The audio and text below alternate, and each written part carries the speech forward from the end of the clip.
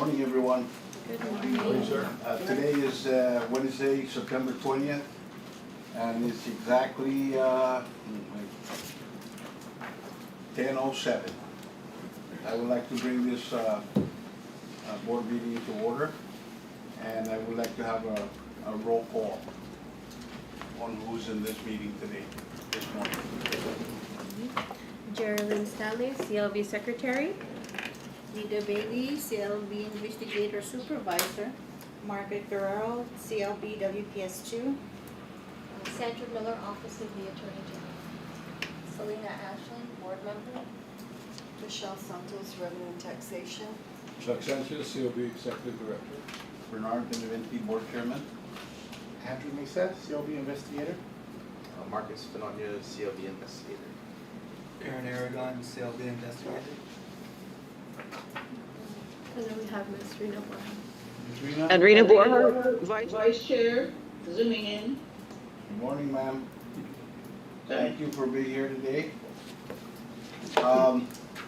Yes, item number 3, I would like to affirm or confirm that we have this in public notice and was advertised in the newspaper. Is that correct? Yes, sir. That's right. Please show the Everybody has it in board their and packet. everyone in here. It was presented on September 13th as well as September 18th. Uh-oh. Hang on there, please. Medicine. We're having a malfunction right now. Yeah, medicine is magic.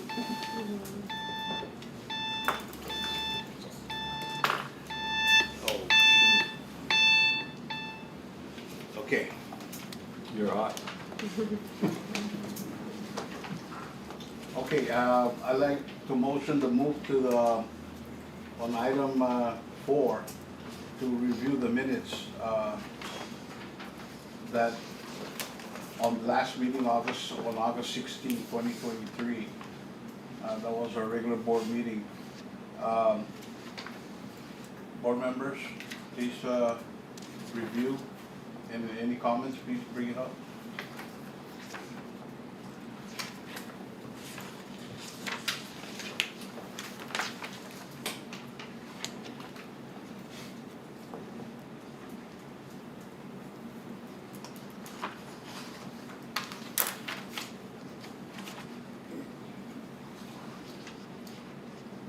Kind of lengthy. Yes, it was. It was a very lengthy meeting.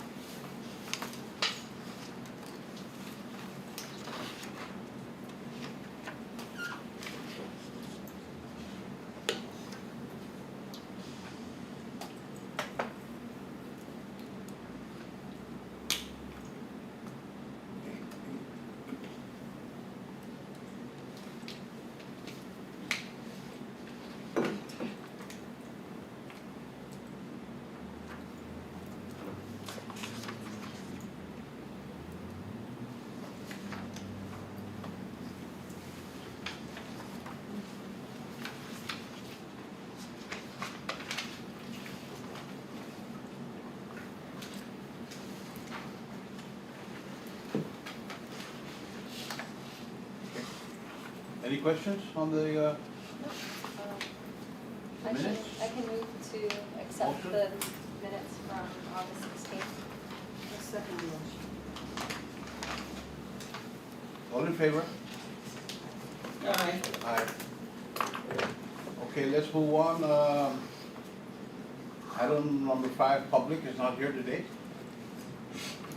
Okay, so I would like to move this, the new business, move it forward so we can have the Guam Housing Corporation people. Thank you for being here. Oh, Edith thank and And we do have Mary Mary. Guerrero and Susie May and my deputy Angela Camacho. Good morning, ladies. Good morning. Morning. Go ahead, you have the floor. Thank you. My name is Mary Guerrero. I'm the loan administrator for Guam Housing Administration. And thank you very much for allowing me to share with you. We will be passing out the brochures on our program. So that you can have in hard copy. But what we're trying to achieve here, our objective is to encourage the contractors. Smaller contractors, we've reached out even to the Contractors Association, but we know we want to reach the other contractors that may want to make themselves available to do business for first-time homeowners. There's not a lot of activity right now for purchases, for the purposes of purchase of an existing home. The inventory there is a challenge. They are at a high amount. So those that own land or wishing or desire to buy land and build, they would be in seek of looking for a contractor, right? So that seems to be a challenge for them already. And we understand that at one time it was a labor issue, right? That a lot of the smaller contractors have sought to be either subcontractors or doing business elsewhere, but not primarily for first-time homeowners on a single-family homes. We're trying to encourage that because we do know that we're reaching out with the Chamorro Land Trust, those that are successful in getting a lease for a term of 99 years. If they're for a residential purpose, they're given, if there's infrastructure, they're given only a year to build something. And so we're trying to reach out to the contractors to make it, they would be interested in some. There are programs out there that if they build 5 to 25, that they'll be given QC, or they'll have I guess there's a tax incentive. So that the rules and regs are being drawn up by GITA, and then that also we would have what in lieu of them paying, they would be helping out their constituents, the borrower, where they would provide the closing costs because they're doing a development, right?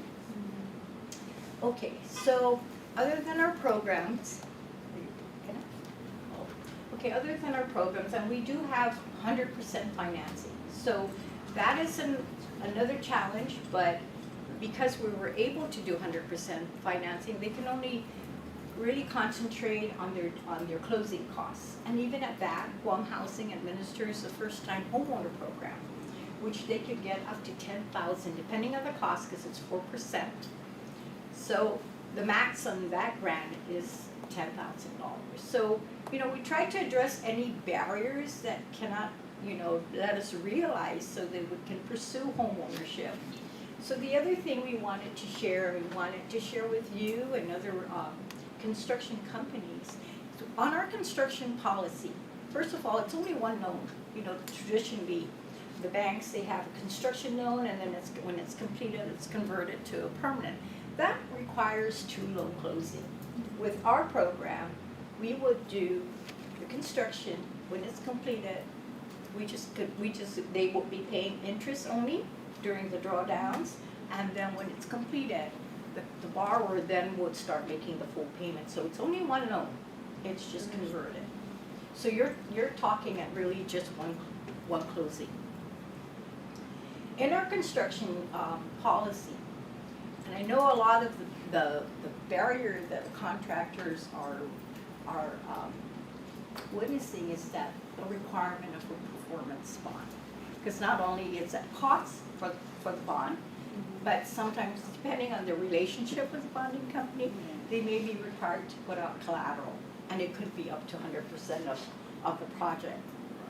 Our program we have where we won't require the performance bond, but there would be an application that we would review to ensure that they have the financial capacity to continue each increment. But every increment up until the final is 60%, we hold 40. 60% we've studied so that they would be able to at least pay materials and labor. And then when the house is finished, we would issue everything but the 10%, the typical 10% as if there was a bonding company. And the reason for the 10% is we want to ensure, you know, any laborers, any suppliers can can file a claim for unpaid labor or material, and that they're given 60 days from the time the notice of completion is filed. Once that 60 days, nobody files, then we would release the 10%. If there is a bond, sometimes the bonding company will go ahead and allow the contractor, and they would assume that liability. If something comes up, they would take care of it because of their relationship with the contractor. But knowing that they don't have to put up the bond, knowing that the bonding company may not require them to put the collateral, may require them to put up a collateral, it could be costly. It could confine how many projects they can take at any given time. So that's really what we want to share, that we will review, because we don't want to settle anyone either for failure. So if they put in an application, and we suggest they come in so that we can go through the application process, and that will key into what is it that Guam Housing is really looking at. They can even partner with another contractor that should be able to help them financially. They can do that. But that's one thing that can remove that barrier of additional costs to the contractor to do these single-family homes, because traditionally the banks require performance bond. We do, but we've made our policy such that if there's not a risk and the contractor is in a has a financial ability to provide the funding for the materials and the labor, then we can approve that they don't submit a bond. And that takes care of, you know, at least part of the issue of not being able to get bonding company, because it's really dependent on their performance, what they, whether there was any failure, any contract that was not completed. So, and your relationship with the bonding company. That is what's going to dictate what they may require from the contractor. Is there any questions regarding that? That's something that we would like to share with the contractor so that, you know, they can start, because we're seeing that people, first-time homeowners, are having that challenge of finding a contractor. Either they're just not available, they don't have the labor, it's too costly. We're trying to do outreach with CLTC so that, you know, they can have it can be worth their while to do the construction, because they just don't feel like there's enough to warrant them. So they go in and they pursue other form of construction to stay in business. But it's something that we've had before. It wasn't an issue on providing performance bond, but now it is. I mean, we're seeing that that's one of the issues that's letting them refrain from building single-family homes. So that is, you know. So if you don't mind, does it cover just the sole proprietor, the Sole proprietor contractors? yeah, LLC contractors, corporation Really contractors? depends on what when they apply, they would have to apply on what if it's a corporation, an LLC, or sole proprietor, but they would have to provide, the company would have to provide whatever financial documents that all their partners. But really, we would look on a case by case, because like I said, we're not trying to set up anything. We're trying to remove a barrier that is allowing the contractors to really participate and make themselves available for construction of single-family homes. Right. And we're just seeing that our applicants, they're given a pre-approval, so the contractor can rest assured that they've gone already through the financial capacity review, their debt to income, so they were issued already a pre-approval. They just need now to pursue their application by providing, if their purpose is to build, providing construction documents, but one of those documents that are not required, would not be required if they submit an application and we approve it, that they don't submit a performance bond. Okay. Okay, so, I'm willing to do additional, I guess, outreach with contractors if they so desire. Will a certificate of good standing also from contractor's license board help? We have a checklist of what, but I tell you, Yeah. anything to reinforce in a positive manner their application, we would look. Because that could be, for consideration that they've been in business for that long. Of course, we're gonna require that they don't have outstanding obligations in terms of taxes, they're standing that they're still in business. Those would all be reviewed, because remember now, they're applying to build within their own means, unless they partner up with somebody else. But, so Guam Housing in this instant would be acting like a performance bond, because we're going to be overseeing. And we know how long. I mean, it shouldn't take long from the footings to the floor slab. It shouldn't take you 6 months to get there. There's timelines. We would still follow the percentage, like 10% for the footings, 15% for the floor Yeah. slab, 10% again for halfway walls, things like that. We will look at that. We would still follow the increment schedule. The contract can so reflect that. It's just that the requirement of a bond may be waived if their application is approved. I have a question. Sure. In the past, when it came to building building homes or doing agriculture on Chamorro Land Trust, one of the big barriers was the fact that it was required that the lots be surveyed. I think they had given out lands and then there was a requirement that they be surveyed. And because I don't know who was supposed to do that, it was difficult to build on those lands. Is that something that's For the agricultural? For both, because you don't want to build a permanent structure on a lot if you're not quite sure where the boundaries are. Yeah, we will Because require. of all the zoning, does the zoning Yeah. requirements of setbacks still apply? Agricultural is accepted, but I think the minimum lot size is like equivalent to 2 lots. Your 100 by 100 is usually your typical amount for your residential lot, and you have 2 lots, because I think for agriculture, they allow for, and that would all, surveying would have to be done. You have to have a lot description. There's no way Yeah. that GHC would be able to even, because we cannot, although we can put a leasehold mortgage, because we're doing the improvement, but in the event of default, Guam Housing won't be able to exercise to foreclose on the property, because that's on a lease. But there's mechanisms so that another applicant can come in and assume. So there's safeguards to protect the lenders. I think it's only Guam Housing and right now the Veterans Administration. I know there's rural development that's trying to just iron out the kinks to be a participating lender. But it would still be where we would do a preliminary title search.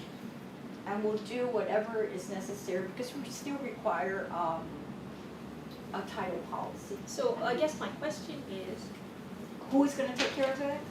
no, it's, if you're gonna give loans to build homes on Chamorro Land Trust property, in these upcoming rules and regs, is there anything in there that says that the boundaries of the lots need to be defined before a loan can be made? Because otherwise, if they're not defined, it's very easy to shift, maybe even inadvertently encroach upon someone else's land.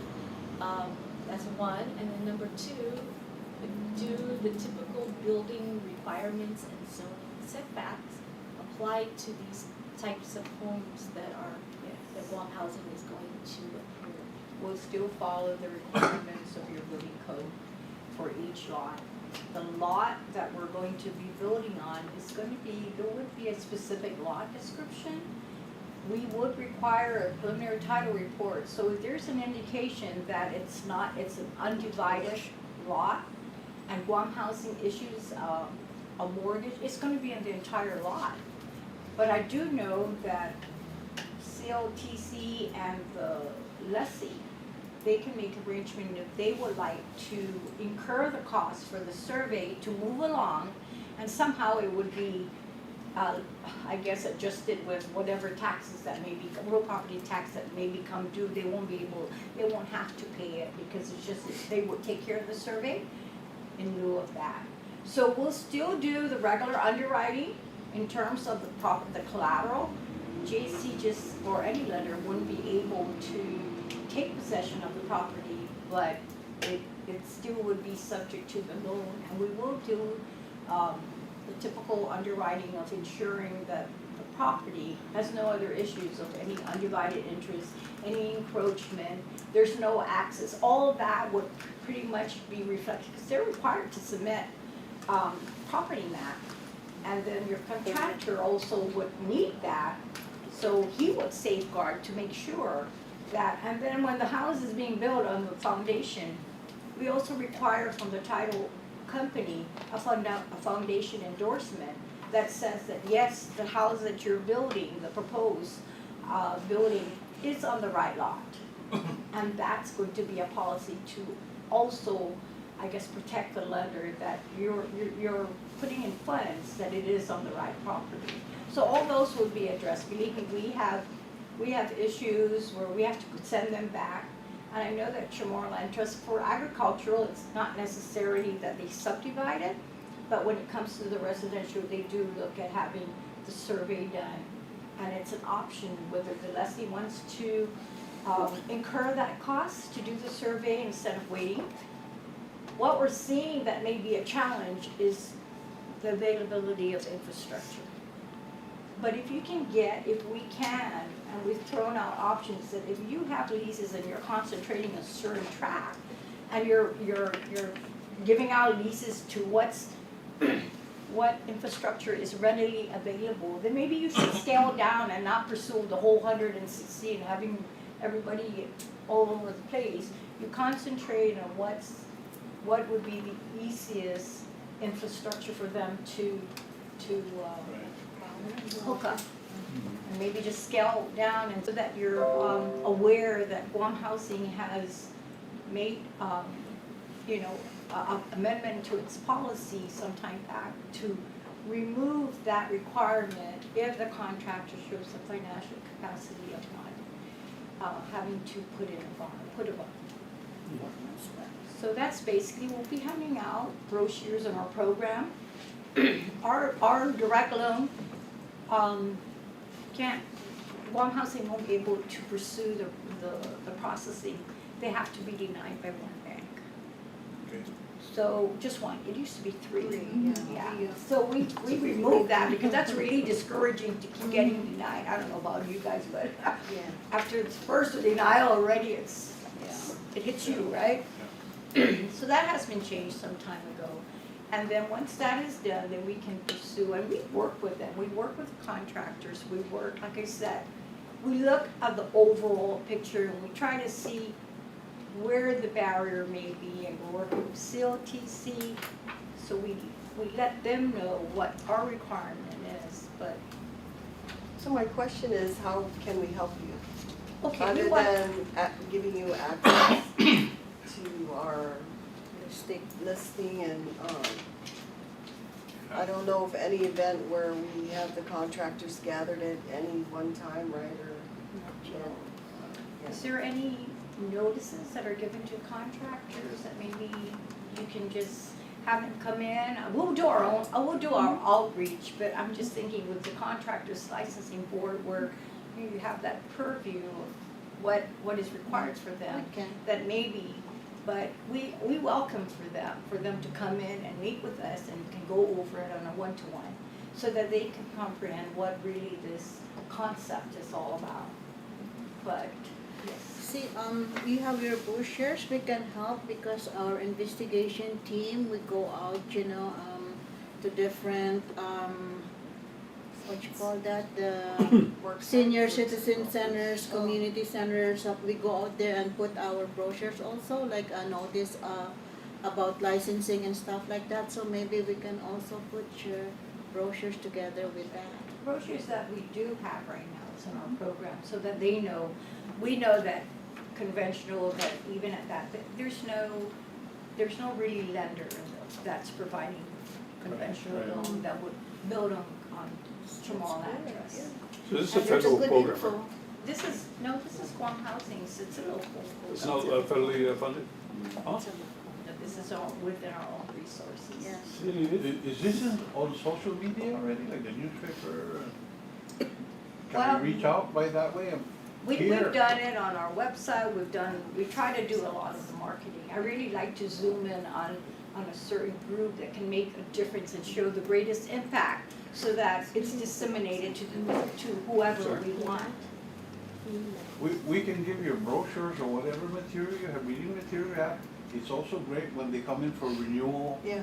And, you know, when they come in and then we hand them the brochure, they look at it and see what program is there for them. Okay. And another good one is Contractors Association. Yeah, we did it, we did. Great, We yes. did a presentation there.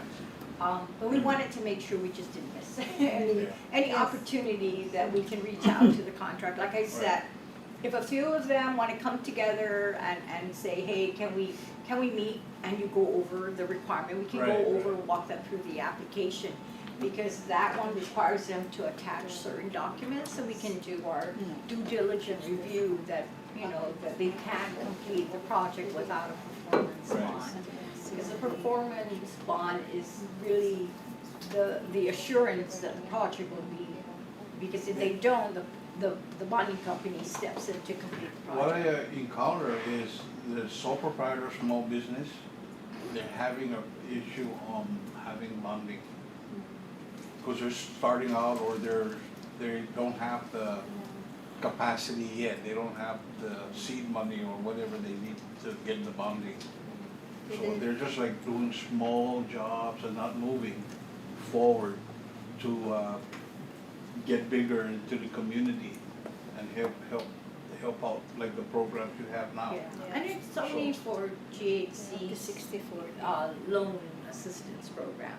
Yeah. We're not doing it on behalf, we're not gonna guarantee for a lender. We're not gonna serve as a performance, the bonding company for other projects being financed elsewhere, just Guam Housings. Yes, And, okay, and yes. like Chamorro Land Trust, we really don't have the lenders involved, because they need to ensure that if there's a default, they're able to exercise their right to foreclose. We're on the local government, we trust that there'll be somebody else that can take over and continue that is still being assumed and there's really no default, but we understand more of the local concept. So again, thank you, I hope that was, I wanted to bring it down to just more of how it relates to the contractors. Our programs, we'll go ahead and give it to them. It's available on our website, guamhousing.org. You can download even the application process, the application forms. It has the programs and their requirements. So, believe me, a lot of even our applicants are doing that instead of coming in to get it. A lot of it right now is. So, thank you. Are you having a lot of your contractors take advantage of this? Do you see an increase? Or? Since that time that labor has been not readily available, they haven't really made themselves take smaller contracts, single-family home contracts. So that's why we're doing the outreach, and letting them know that something else is available to address whatever the issue they're having. I can't promise I can help everyone, but hey, we're willing to work together to see how best we can assist so that at the end of the day, homes are being built for first-time homeowners. Ms. Borja online, she asked Oh, if we I'm can be provided a printout, or if you can email me the screenshot the presentation that was sent out. And then what I think CLB can do is we can link your website on our website so that when contractors do go to it, they see that availability right there and then link on it to take them directly to your program. And then I can speak with Mr. Sanchez afterward about possibly getting a mass email out to those. I did speak with Ms. Pangilinan about it a couple weeks ago, so we can probably get that going as And well. if any of them express interest and you have 5 or more, I'll make myself available to do whatever presentation so that they can have first-hand information. Go over the application, more of a working type of outreach, and that they should be able to pick that up because they know the requirements, what forms to submit and all that. So if they express any interest that they want more information, let me know and I can arrange for a conference room and hold for, the contractors Sure. to get first-hand information. We want to work together with them. Okay. Have you done this presentation with the Contractors Association? Yes. With the, in their meeting, Yes. with the entire membership? Yes, Oh, there was perfect. monthly Yeah. meeting, we had one. Okay, good, yeah. We reached out to them. We didn't want to miss out on any It's a big group right opportunity. Yeah. If I may, I just want to reiterate, thank you for allowing us to do our presentation this morning. But we also reached out, we did the same presentation at the Mayor's Council meeting last month in August. And we're also reaching out to the different mayors if they're interested in holding town meetings. And maybe because this will expand the knowledge of what we have as far as our programs to help especially Tomorrowland Trust lessees. We know that today we know that there was about 11,000 on the list. We don't know how many today have an interest in building. And all of this is based on their qualification, financial qualification, right? And today we only have, Mary, 40-some that are Tomorrowland Trust borrowers from us. So we need to really go out there and promote, right, our programs because we want to help people own homes. Unfortunate that there's, like Mary said, there's barriers. And so we're presenting our program with, there's the grants, there's the loan, the mortgage loan. We have CAHUD that can also help for closing costs, right? And there's like 4 programs. So we're really reaching out to the various organizations that can help us also along the way. But I think more so, the Mayor's Council, there are the different mayors in the villages, and Derrido is a classical example, right? Huge population, Jigo is one of them. There's a lot of land trust, Tomorrow land trust properties that are today are not developed or people are not building. So we want to have people get the mindset of having to build insurable homes so that they have to not be going to shelters, right? Right. So during we Makes have sense, yes. get our schools ready for shelters when there's a disaster. So how do we lessen that? Let's go out and help our people that have an opportunity that they were given leases to build. We need to help them, and that's where we're doing this. But I want to thank everybody here today for allowing us to. Thank you. You're welcome. Thank you for coming back. Thank you for coming by. Yeah. Thank you. Thank you. Thank you so much. I can, or Ms. Edith has my email, if I can get email, okay? Thank you. Sorry, Susan.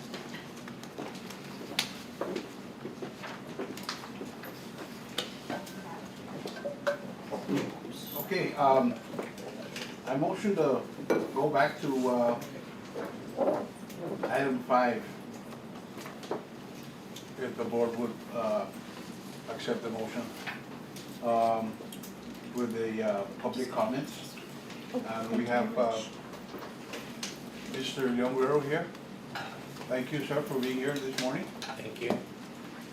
So let's Don't have to wait for long. let's give a few minutes, if you don't mind.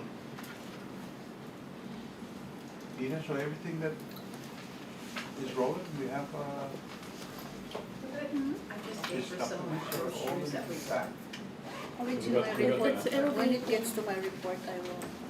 Okay, We got the handouts. Thank you. Thank you. thank you so much. Okay, Thanks.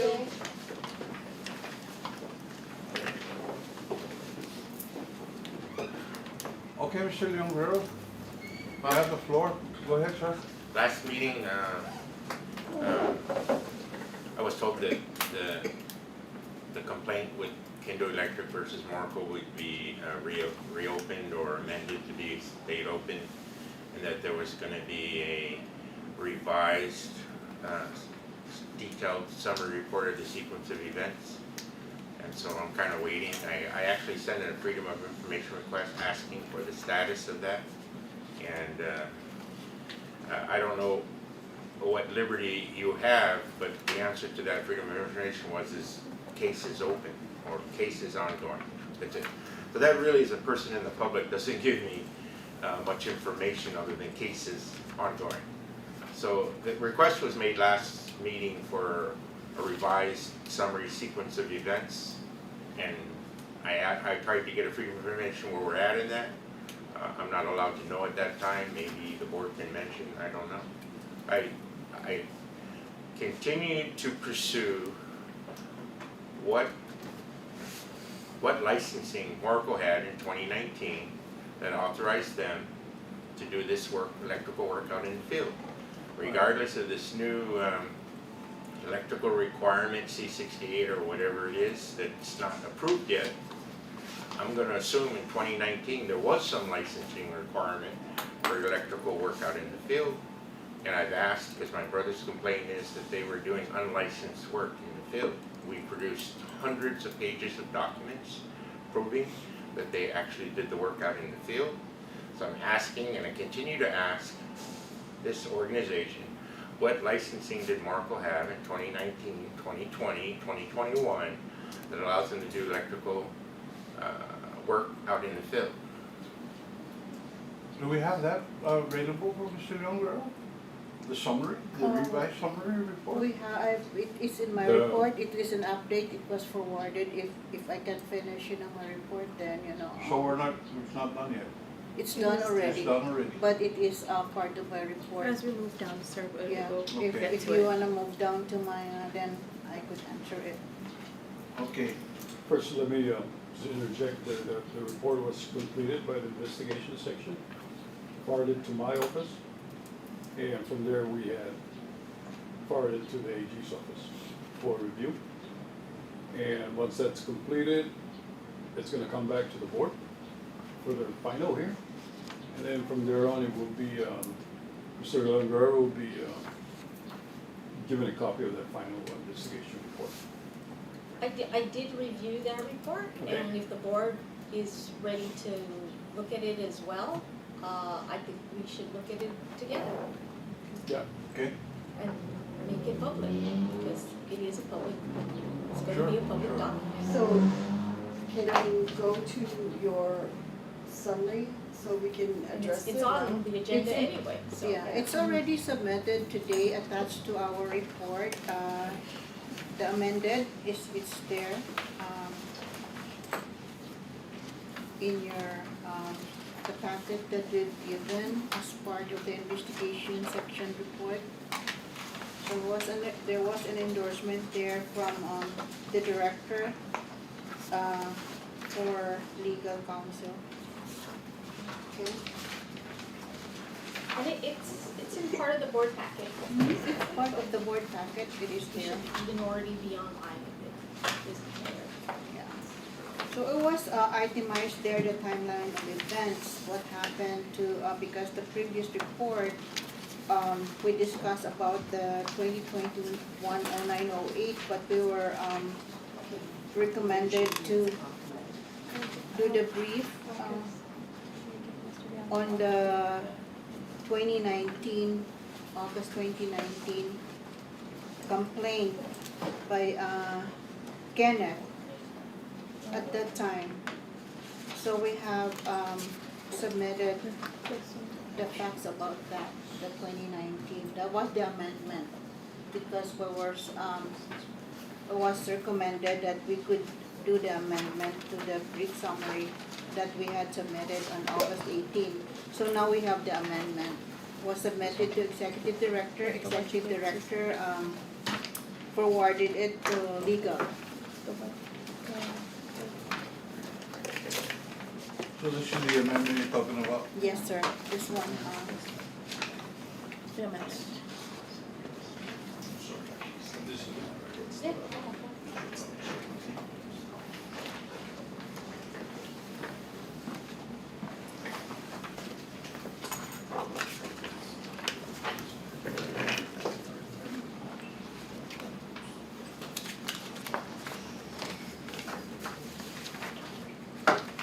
You wanna read this amendment now, Nita?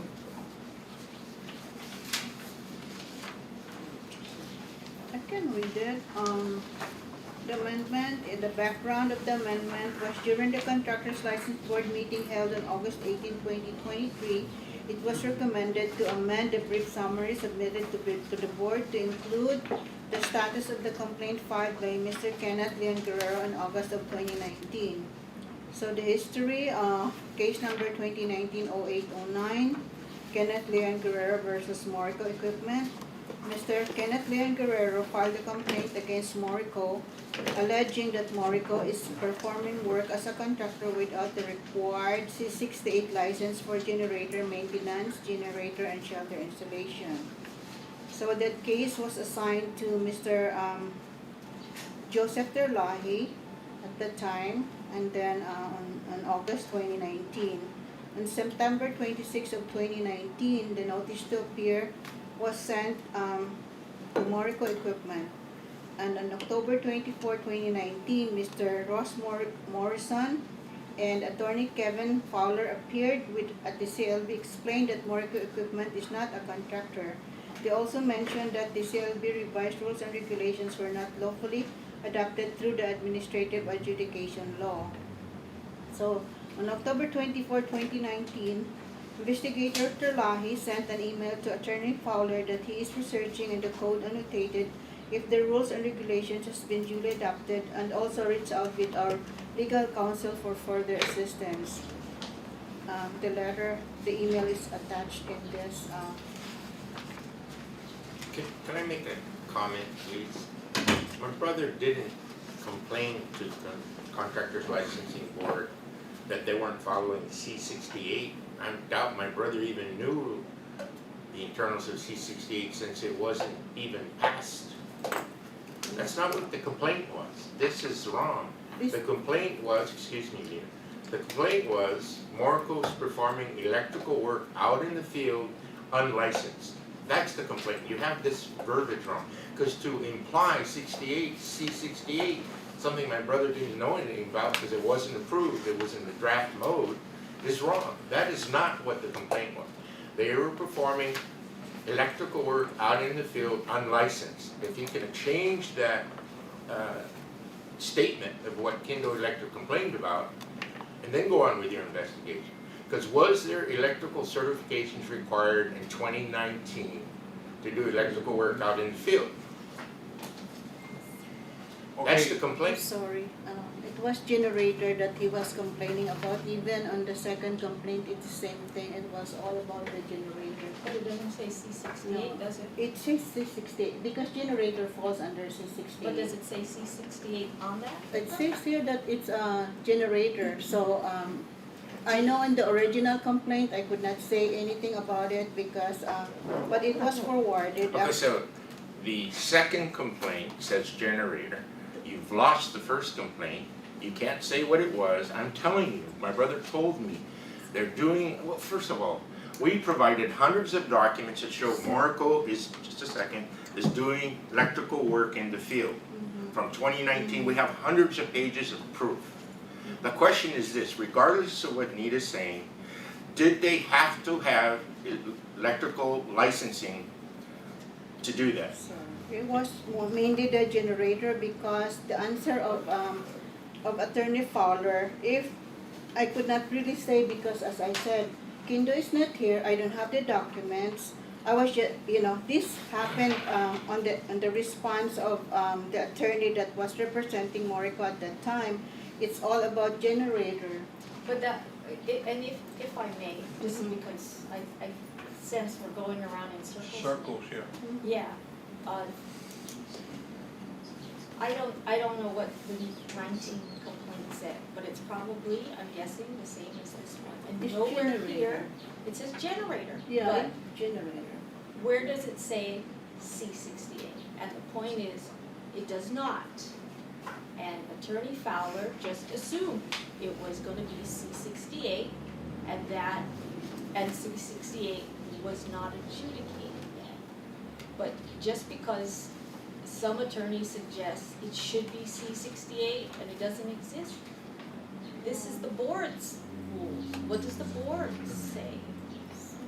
It doesn't exist. It was generator from Right, the but very what, beginning. what, I guess this is where I'm kind of confused, to be honest, okay? Yeah. I'm confused with this board. Because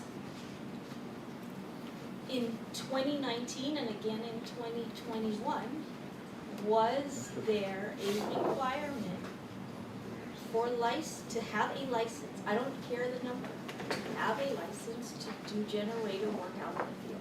Yes or no? Yes. What was, okay, yes. It's on a temporary classification at the time, but then we didn't know that they were using it since 2009. We only found out at the time when the complaint was sent. Okay, take the old rules and push them off the table. And let's look at what the rules are. And those are still the rules today that are in the Guam code. The guard. In that current version, is there a requirement to have a license to do generator work out of? It's Look, very. under 29, yes. If the answer is yes, It's not in the GAR. It's not on the 2019 GAR. There is no generator. no, not on the 2019 GAR. In the in the 2000, is it 1985? 2009, there is no generator there, but then again, they created this unadjudicated 2009 rules and reg, and they put the temporary classification as generator, and they were issuing it, So that was what Ken was worried about, because I think also Ken was a subcontractor to Norico, as stated by Mr.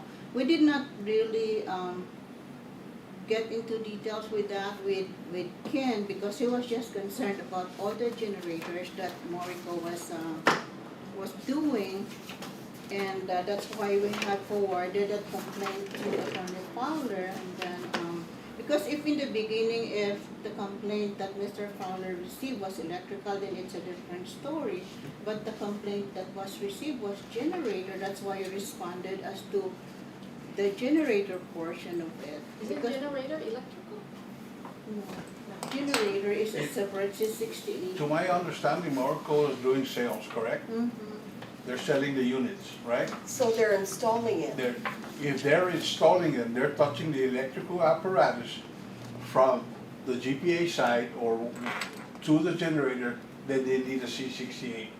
Or whatever the prior certification was, because C68 is not passed yet. But before C68, they had to have some. C13, I'm sorry, not C68. Okay, no, that's my Yeah. allegation. They had no licensing to do this. Yeah. So the rules that were in place is 1998, and they are still in place. Someday they will hopefully soon, we're gonna get rid of and repeal that. But under these 1998 rules that are on the judiciary's website, again, the question is there anything under these rules that requires them, Morocco, or anybody else, really, it doesn't have to be Morocco, to have. They should have a They should, and C13. okay, so they should have had a C13. Yes. Okay, all right, there we go.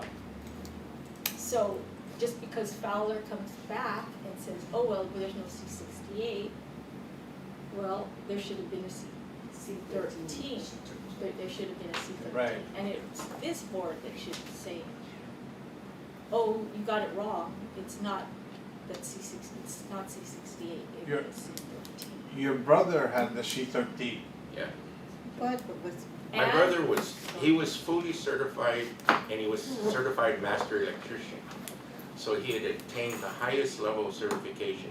In fact, Morocco used to contract with Kindo Electric to do generator installs because they didn't have the certification. so they're Right. okay. So if he should have had C13, did Marco have C13? Do they have that, They're not, anyone here? because they said they're just selling They're not generators, that's Yeah. They're not response. licensed. Oh, yeah, but. There we go. They're Okay, wrong. so So Kenneth, Marco has no contractor's license. No, they don't, They said they just sold generators, they're just sold generators. And they sub the electrical side of their the installation installation. portion. so if you go back, sir, to that statement, to the hundreds of pages of documents that we have submitted that apparently the investigators have for some reason refused to look at, you will see Morocco giving price quotes to do the electrical of these generators, and you'll see the government of Guam companies agreeing to the quote. You'll see the payments to Morocco for this electrical work on site. Hundreds of pages, which this board has never talked about because I guess investigators have refused to look at because why? Sir, So, so the point you're trying to get here is they were doing electrical work, no license, and We reported it, you reported it, and and he this, did nothing. this entity did not do anything. Anything, Is that what you're saying? except ignore us, lose the complaint on purpose, that's my brother's opinion, sidetrack us, do everything possible to make it hard for him, so he filed another complaint. Right. And then they stonewalled us again. And then they told us, can you please drive out there and follow the Morocco trucks so then you can call us when you see them doing? Really? We are now taking the place of the investigator? Well, I have emails to that effect. do as you well. have any pictures of them doing actual work that can help us on that? I have documents where they were paid, did price quotes, and were paid to do the work. Your organization has it, because I've submitted hundreds of documents, hundreds. If you want me to print some of them off, I will, bring them to this meeting. But if you ask Nita, who has them, Ryan, is that your name? Brian? Ryan, Ryan? No. no, what's your name? Aaron. Aaron. Aaron has them, do you have some emails with documents from me? We all have the emails. It's in You all have the emails, so you all have the documents? We have, Has anybody read them? we've read them, we've looked through them. Right? Okay, so they've read the documents, I'm sure they're aware Marco's doing electrical work out in the field, unlicensed. And they are the enforcement organization and they do nothing.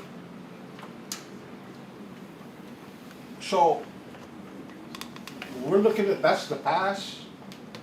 What are you saying, what are we gonna do now about the past? Is that what we're trying to get? Well, I wanted to finish this complaint. This Okay. complaint said there was, Marco continues to do unlicensed work out in the field. We complained to what we thought was the responsible authority body to do something about it, and they choose not to do anything about it. Why? I don't have And that my answer understanding right was now. fines I can was be not let. there on that time. My understanding that there's fines that can be let for every unlicensed work that's done. Okay, fines, $300, $500 per incident. I have given you hundreds of incidents and not a single fine has been let. Did our investigators go out there personally and do some sorry, investigation? sir, yeah, there was, Aaron actually had, you know, like the one that Ken had provided to us, he contacted these people, you know. So he got, He only got one response. only one response because the others don't wanna, you know, entertain, you know, The others meaning, like Lee Weber, he did not wanna answer, you know, to what Ken was saying about the maintenance of their generator. So the only one that responded was Chris Anderson, and he said they're just doing the maintenance because probably the generator's already connected at the time when Ken filed the complaint. So we did not know who, Even to do the maintenance, they have to be a contractor. No, ma'am. It's just the machine. It's nothing to do with construction. It's not connected like. No, It only has to do with electrical. If you are wiring So it, wiring it. some houses that has a generator, they already have in their house, their own box that's already wired. Some will be wired, so, and these people probably that can, had given us, maybe some of them, their building has already that, wired, you know, so they just have to put the generator and connect it there. Mr. Chair, I just wanna, after listening to, when I first walked in here, okay, I read about this complaint.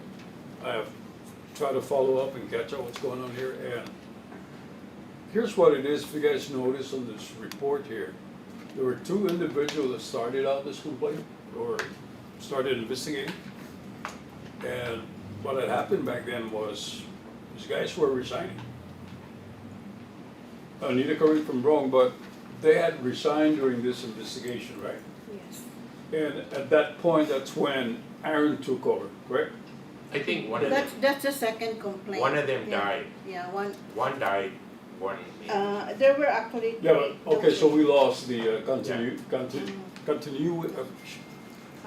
continuity of the complaint, right? So this is when Aaron marched into this. Now, here's what I'm gonna say here to the board also, is that I found out through my own interviews with Nita and other investigators here, I go, if Franklin is claiming that he has submitted, or can submit it, like said, can, hundreds and hundreds of pages, I was asking my investigation section, Mr. Chair,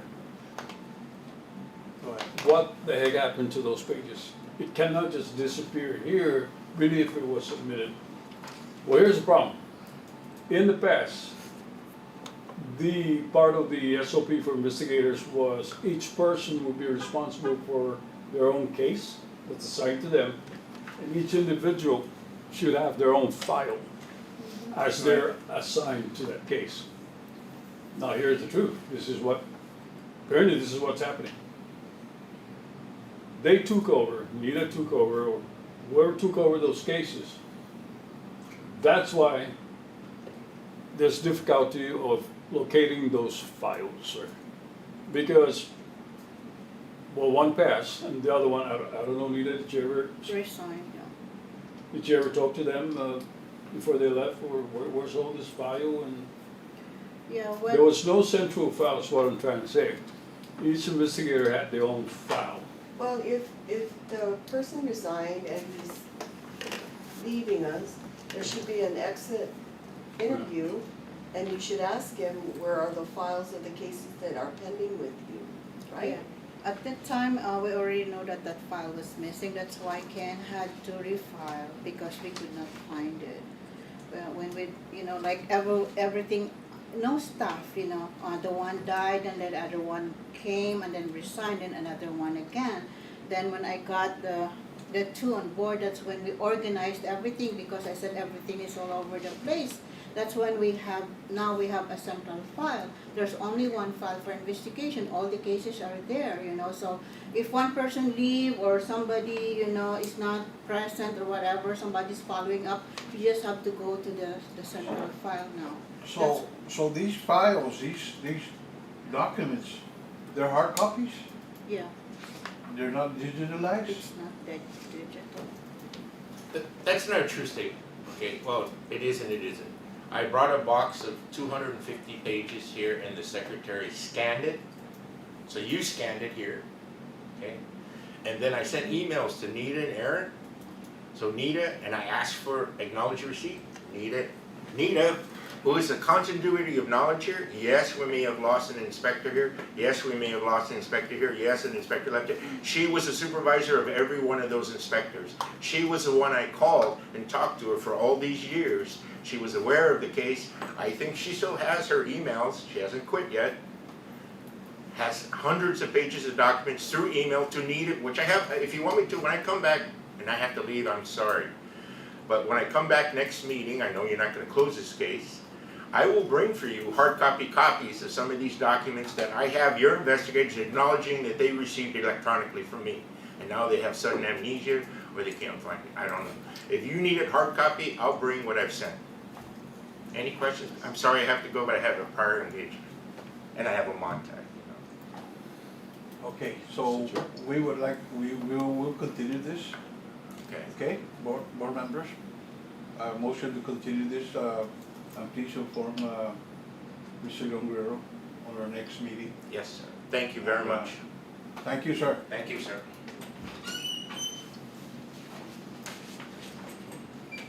My next question here, this is out on the table. Do you have these files in digital? I don't have anything in digital. We were COVID, you know, there's nobody actually here in the office at the time. It was like, he was even the one who mentioned that Mr. Orsini told him that the files, you know, it's recorded. I have no idea about that, what was mentioned between him and Mr. Orsini, but I was directly communicating with Kindo because he's the complainant. He just came out, you know, showed up when Kindo, you know, passed away. So there are things that we spoke to Kindo about that it's different because, you Okay, know, he was my the question is, does the board have to take action? Is there an active complaint in front of us? Well, okay, just looking even at the summary that was presented, right? We see that there were two cases, one in 2019 and one in 2021.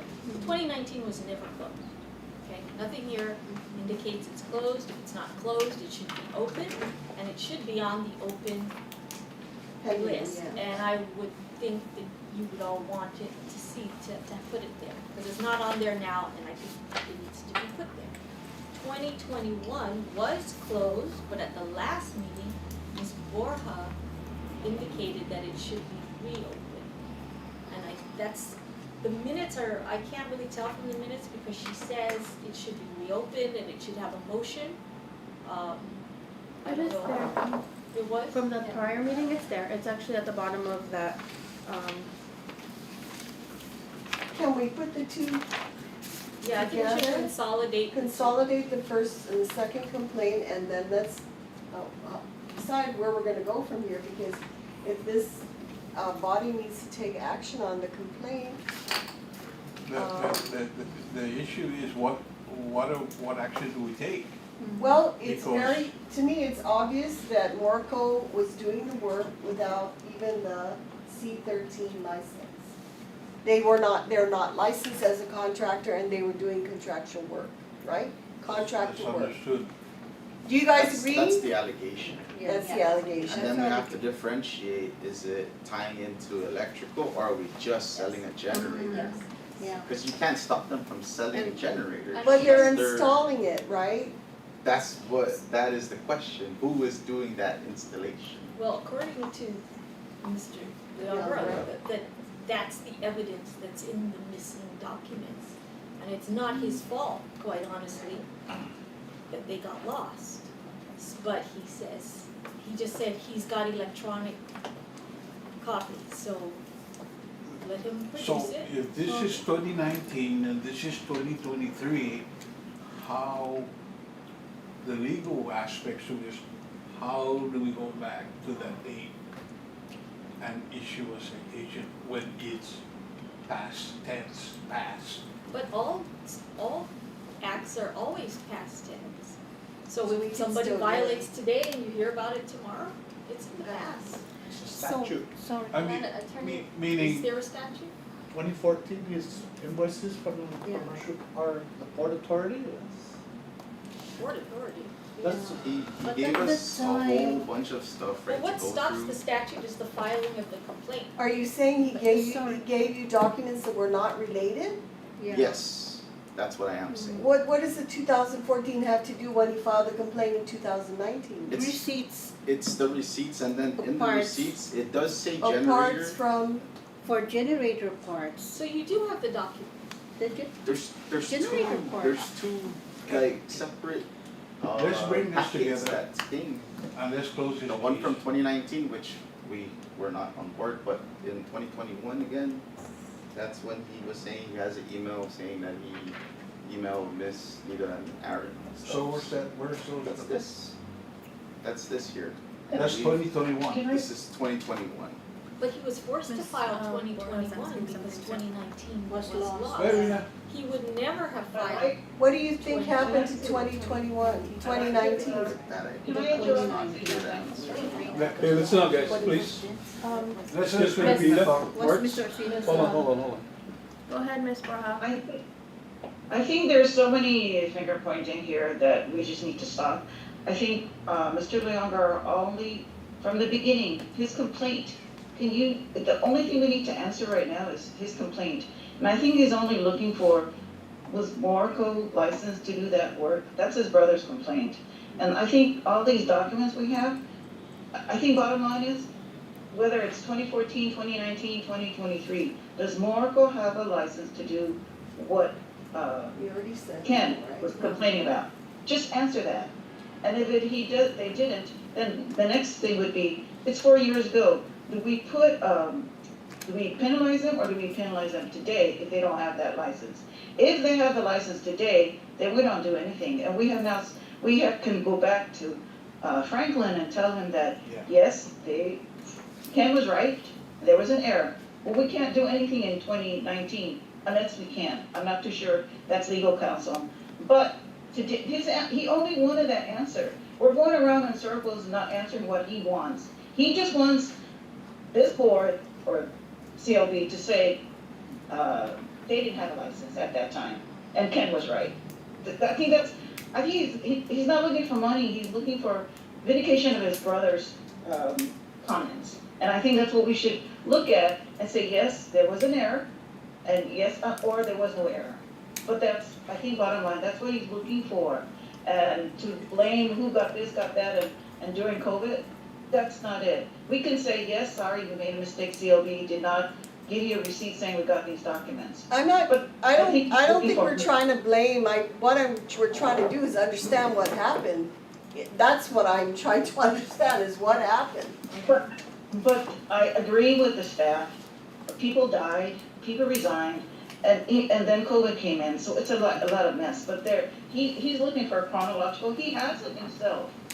But bottom line, when he made that comment, he's only looking to see whether his brother was vindicated in the comments he made. I think that's what he's really looking for, and I don't think he wants to fire people right now here our I don't think that's what he's looking for. He just wants his brother vindicated. I think bottom line is what he's looking Also for. say that he's right, which is okay with me, but let's just figure this out and move on, you know. I think though, Yeah. I think we need to have probably a work session and hash it all out. Yes, And, very much. I think our major problem here, Mr. Chair and one of the board members, is this damn thing was never adjudicated. You mean the complaint?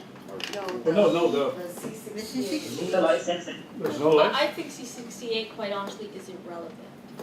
I think it's Yeah. completely That was the one irrelevant. that stopped the investigation when Mr. Killer Well, that was just said- wrong. When I mean, Mr. Killer said that, you know. It was wrong. We go back to Dismiss, C-13. you know. Yeah, I think, C68 you know, I didn't- can't speak for Mr. Keeler and I can't, none of us were here, none of us, this board. I can just say that Mr. Keeler is correct, that C68 was not adjudicated. And if he was told, if Mr. Keeler was told that it's all centering around C68, then his conclusion was correct.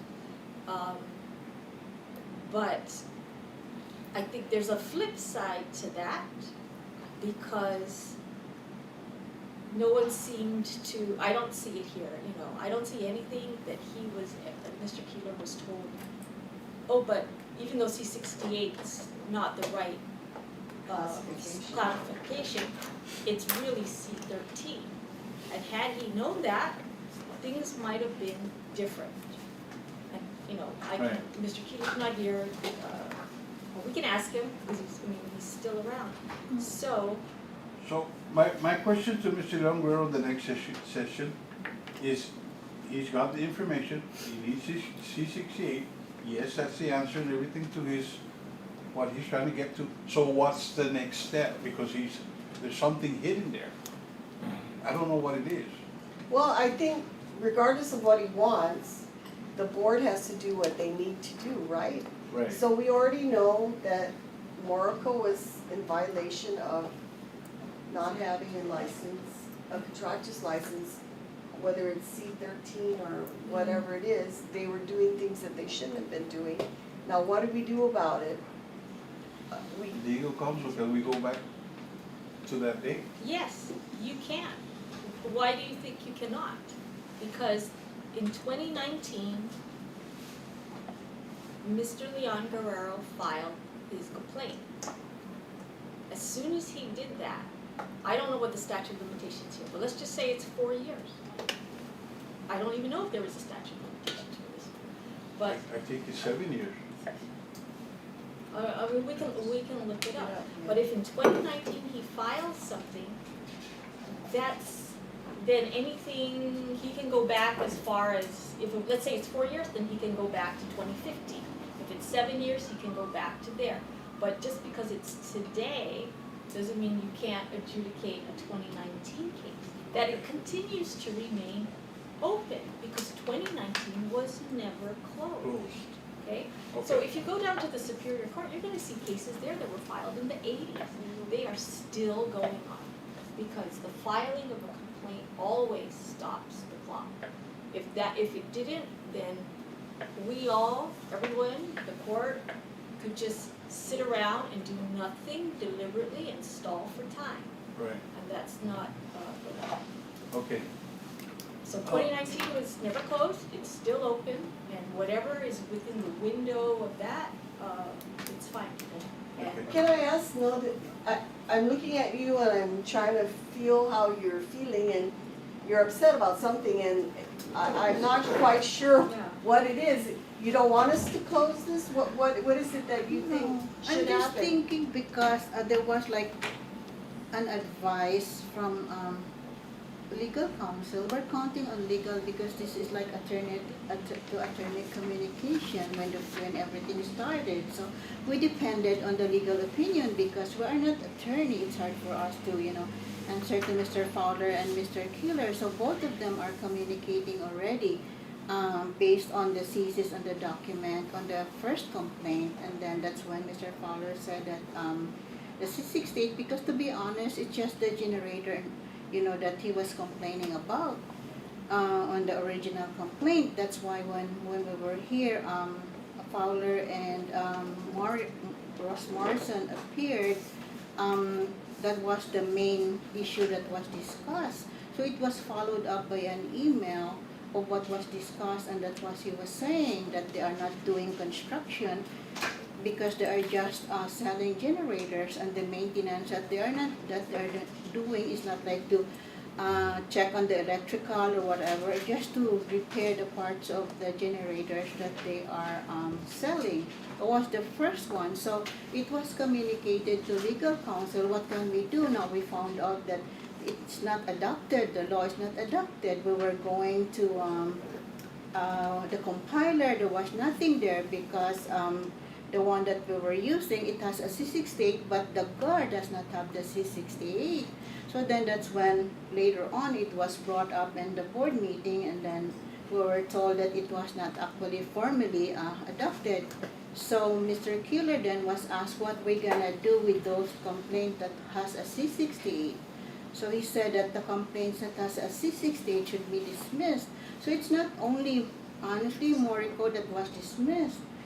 There were others also that has C68 that were dismissed. so, and it was correct of contractors, like, and the investigators to rely on whatever legal advice they got. And again, Mr. Keeler is correct, there was no C68. But that C68, I think, was just thrown out by Mr. Fowler in defense of his client. Okay, and I don't, none of us, we don't know the communication there, but the board knows its rules better than anybody. I mean, it should. to Yeah. know rules. Yeah. And you're supposed to, know what is and is not. And if C-68 was not applicable, because I don't see even on this 2021 complaint, that C-68 is not written there. Where did it come from? Whose bright idea was that? I think it was, Because I of the think it word, was found. because of the word generator, that is. But it doesn't matter.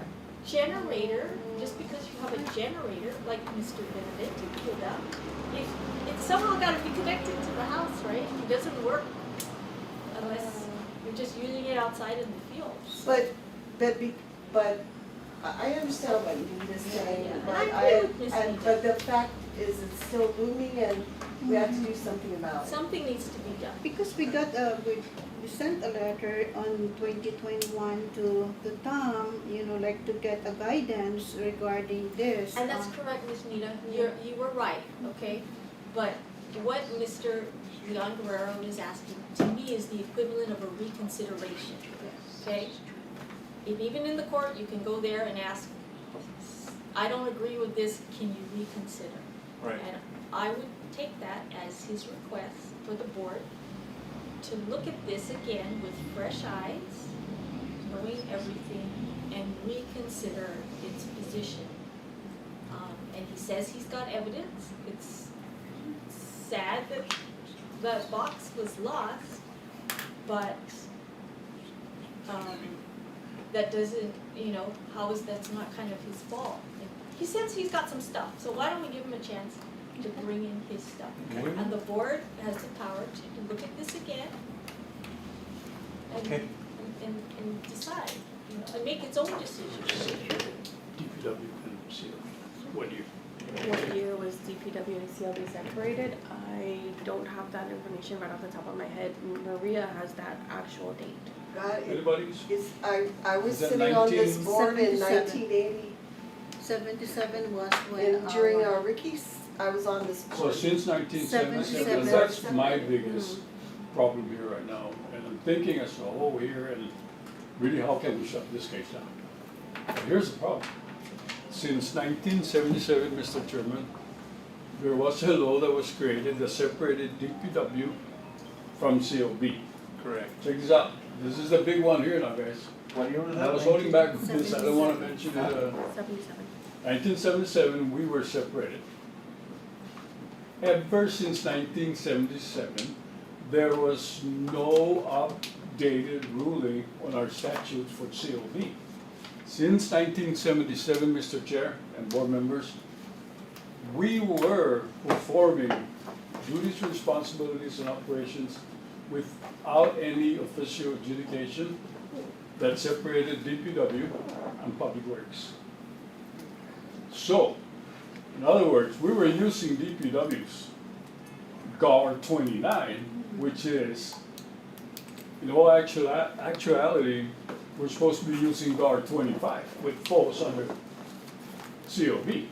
So, legal, I don't know. Really, man, because we've been using someone's old statutes, GAR, to maintain operation at COB without officially being adopted. Because here's what it is. If I feel that we're officially separated already by the law, we should have gone through the proper adjudication for our statutes here. And you did. They did. That's what 29 GAR is. Yeah, man, but 29 GAR is under DPW. No, it's not. It's still, DPW real estate, you mentioned. but everything passed through. Because 29 GAR was adopted in 2000, in 19, what does it say? It says 19. Please tell me we're But good. CLB was 1977. Please tell me we're This is good. 1988, okay? The rules and regulations were filed in 1988. So subsequent to the separation in 1977. Yeah, I was just kind of leery of that because it didn't mention anything about COB, it just mentioned It says Contractors DPW. License Board, 29 GAR. Contractors License Board. How about 25 GAR? 25 GAR, But I think we've all been operating under 29. And the old 25, which is, that is part of the problem, right? There's literally 3 sets of regulations. And the rule is the latest, most recent one applies. So it's 29. Yeah, and because you're gonna see this in a lot of laws. Whenever whenever a new one comes in, the new one always applies. You know what does 25 cars says? Actually, the one that informed us that we belong to the 25 GAR was the compiler. Compiler of law, right? Yeah, That's what they have. that's what, Troutman? that is, So they're- no, Jerry Cepeda. that's where actually, CLB is, listed under 25. That should be the proper one, but The let's see when proper one is 25 25, car yeah. issued, 25 car, okay. It has, if it was, It doesn't say, I remember when we had that meeting, that part that you were reading with the 29 GAR, January 15th, 1988, it doesn't have that information on the 25 GAR. I remember she was saying that it was hard to see when it was, but it's there. yeah, 14, That's the that's scary. 1977. I'm worried about Okay. that, Mr. Chair. So I would say the 1988, and 29 GAR. And what have you all been operating under since 1970? I mean, you know, we can't just 29. be, okay. So is there a reason to deviate from that? I think the 88 GAR as set forth in 29, in the Title 29, that was the proper one. Did you mention anything about 29 guy? About what? The compiler of law? That it does govern us. She said that these are our rules and regulations. 29 guy. Okay, Yes. so compiler has confirmed it. And Then why did she 25, recommend highly that we move to 25? because we had Separated. mentioned we are our own agency, so Right. that's why I went with our See, that's the problem I was updated, thinking it will of. be moved to 25 GAR, 29 The GAR compiler will- can move things around Yes. to just kind of categorize them. Her job is to categorize them. So we're okay. You're totally fine, you guys are We're good. okay. You guys are good. Worried about that. Better. Let's resolve this problem. Mm. I mean, lessons learned with what Franklin's been challenging, right? So we need to be very technical about so many things here, because for every time we throw out something that we think is gonna help his thoughts and complain and all that, he pushes one up against. So we just gotta watch out. I'm just saying. I think Ms. Borja is correct, you know, he just wants acknowledgement that it was Yeah. filed. Yeah, that's correct, yeah. It was filed, it was lost, there were mistakes made, nothing wrong with admitting mistakes, I think there's something wrong with not admitting. Pretty obvious. It's his demeanor too, he's, pardon the word, pardon my saying this, he's not boo, you know what I mean? Thank you. Yeah. I'm sorry, that's the way I am, I And the only speak way my for me to mind. get back with him, well, to make sure it's positive is to give him the right answers. Yeah, we Yeah, just, we'll don't we give all him wanna the, just we'll continue write on about giving the I right think we answer. should have a work session and hash it out and then, at the next board meeting, have a decision and then decide what we're gonna do, whether Sure, we're sure. Yeah, Gonna go we after just more need guidance to move forward, that's Yeah. all that we Yeah, need. it's And I think Sandy's already given it, she's saying. it sounds like we have a C-13 situation, and he says he's got evidence that C-13 was violated, so let's look at it and. So your job now is to get his The documents. proof, yeah, for the C-13. Yeah, and then, Yeah. you know what Because worries I me didn't have too any is proof whether about it. they're still doing it. That's what he's saying, he's We saying. probably that got a new sub on board. What's that? Another sub doing the electrical. You gotta remember that they're not Morco, really, it's no more So, Morcos. yeah. It's he's- AK. But I, It's AK now. Okay. But still, they're selling the generators and we can, that may be a point too, Sandy, is that, they They sold were- their heavy equipment, I don't know if they Yeah. sold their I don't think no more generators, generator, I don't heavy know. equipment. but if they're under a new company, what, You What know, are even if it's. Yeah.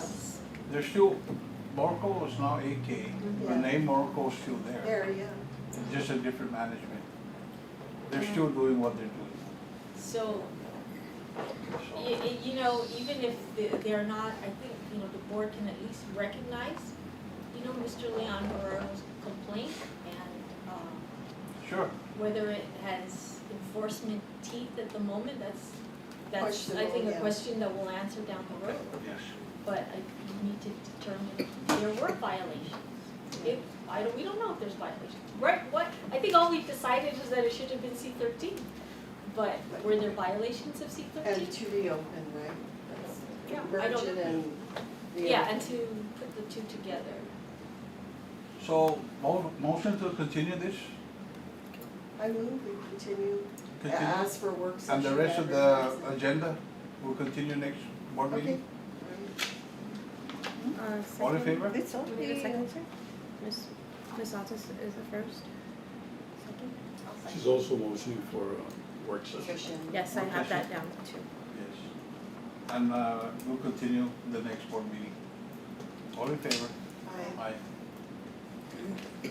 Did we do so? Aye. Okay. It's 11:33. Thank you all. This meeting is adjourned. Is it, are we adjourned? Yes. Continuing. Um, Hold on. Wait, Are we need a motion um, to adjourn. We didn't. continue the meeting? Okay, The rest of the Whatever. meeting? Oh, yeah, so we don't adjourn, yeah, you're right. Okay.